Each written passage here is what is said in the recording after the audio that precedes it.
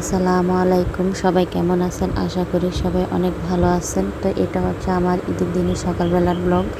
তো আমি ঈদের দিনে কী কী রান্না করলাম সব কিছু আপনাদের সাথে শেয়ার করব। তো এখানে আমি মুরগির মাংস নিলাম, তারপর ইলিশ মাছ ভাজি করব, মুরগির মাংস রোস্ট করব।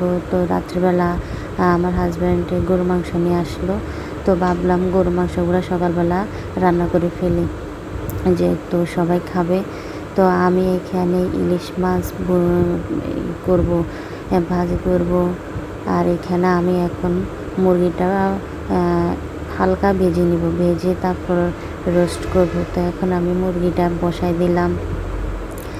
সকালবেলা 5টায় উঠে আমি রান্নাবান্না সব বসাই দিলাম।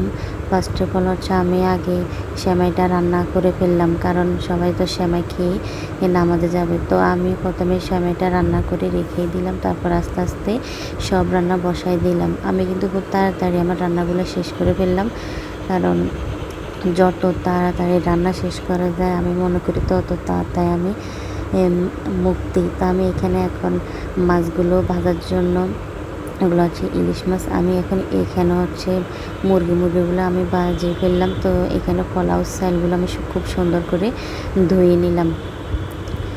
তো আমি এখানে এখন পোলাওগুলোর জন্য আমি একটা পাতিল বসাই দিলাম। এখন এখানে পেঁয়াজ দিলাম হালকা, আপনারা চাইলে আরও বেশিও দিতে পারেন। তো আমি পেঁয়াজগুলো ভালো করে ভেজে নিলাম, ভেজে এখন পোলাও চালগুলো দিয়ে দিলাম।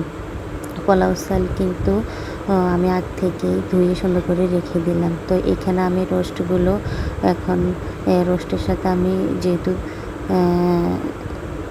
দুধ দিলাম তাই কালারটা এমন হয়ে গেছে, কিন্তু রোস্ট অনেকেই পছন্দ করে। তো কার কেমন লাগে জানি না। এখানে আমি প্রেশার কুকারে আমি মাংসটা বসাই দিলাম সব কিছু দিয়ে। তো আমি তাড়াহুড়োর মধ্যেই ছিলাম, মানে কীভাবে তাড়াতাড়ি করে রান্না করা যায়। তো আমি আস্তে আস্তে একটা রেখে একটা বসে কি সুন্দর করে সব কিছু করার চেষ্টা করলাম আর কি। তো এখানে আমি এখন গরুর মাংসগুলো ভালো করে আমি এখন নাড়াচাড়া করে দিলাম। তো এখানে ডালও বসাই দিলাম, রোস্ট হয়ে গেছে। এখন ডাল বসাই দিলাম, মাংসও বসাই দিলাম। মাংসগুলো ভালো করে কষাবো আমি, তারপর হালকা পানি দিয়ে আমি ঢাকনা আটকে দিব। তো এই তো আমার গরুর মাংসগুলো ভালো করে কষানো হয়ে গেছে, এখন আমি ঢাকনাটা আটকে দিলাম। তো এ হচ্ছে আমার মাংস। কার কাছে কেমন লাগে জানি না। তো আমি এখন মাংসগুলো হয়ে গেছে, এখন পাতিলে ঢেলে নিলাম খুব সুন্দর করে। আর এখানে হচ্ছে রোস্টগুলোর কালারে কেমন হয়েছে অবশ্যই জানাবেন।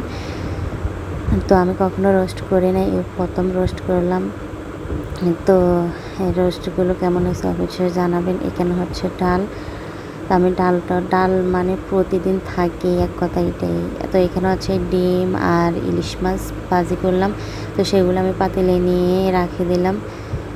সব কিছু থাকলো, যতই কিছু থাক না কেন আমার ডাল লাগবে, ডাল ছাড়া ভাত খেতে পারি না। তো এখানে আমি ভাতটা একদম শেষে বসাই দিলাম। তো ভাতে এখন আমি সুন্দর করে নাড়াচাড়া করে দিলাম যেন ছাঁকা না হয়ে যায়। তো আমি এখন ভাতগুলো বসাই দিলাম শেষ পর্যন্ত। তো সবাই ভালো থাকবেন। আসসালামু আলাইকুম।